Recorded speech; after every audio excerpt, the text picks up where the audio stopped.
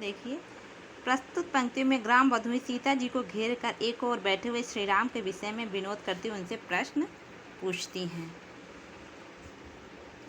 ग्राम वधुएं सीता जी से पूछ रही हैं कि जो सिर पर जटा धारण किए हुए हैं, जिनके वक्ष स्थल भुजाएं विशाल हैं, नेत्र लाल तथा भौहें तिरछी सी हैं, जो तरकस धनुष और बाण धारण किए हुए हैं, इस वन मार्ग में बहुत शोभायमान हो रहे हैं, जो सहज स्वाभाविक रूप से बड़े सम्मान के साथ बार बार तुम्हारी ओर देखते हुए हमारा मन भी आकर्षित कर रहे हैं। हे सखी, तुम हमें ये बताओ कि ये सुंदर सांवले रूप वाले तुम्हारे कौन लगते हैं। अगला देखिए,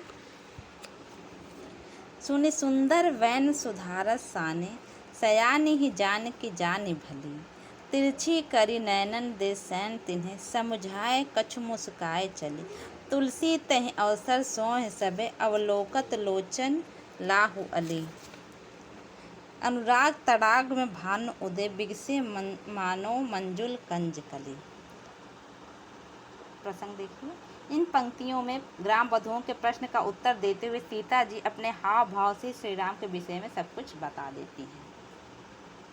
ग्राम वधु ने राम के विषय में सीता जी से पूछा कि ये सांवले और सुंदर रूप वाले तुम्हारे क्या लगते हैं। ग्राम वधुओं के अमृत जैसे सुंदर वचनों को सुनकर चतुर सीता जी उनके मनोभाव को समझ गई। सीता जी ने उनके प्रश्न का उत्तर अपनी मुस्कुराहट तथा संकेत भरी दृष्टि से ही दे दिया। उन्हें मुख से कुछ बोलने की आवश्यकता नहीं पड़ी।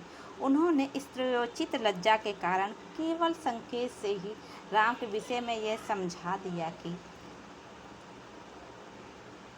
ये मेरे पति हैं। तुलसीदास जी कहते हैं, सीता जी के संकेत को समझकर सभी सखियां राम के सौंदर्य को एकटक देखती हुई अपने नेत्रों का लाभ प्राप्त करने लगी। उस समय ऐसा प्रतीत हो रहा था मानो प्रेम के सरोवर में राम रूपी सूर्य का उदय हो गया हो और ग्राम वधुओं के नेत्र रूपी कमल सुंदर कलियों की भांति खिल गई हैं।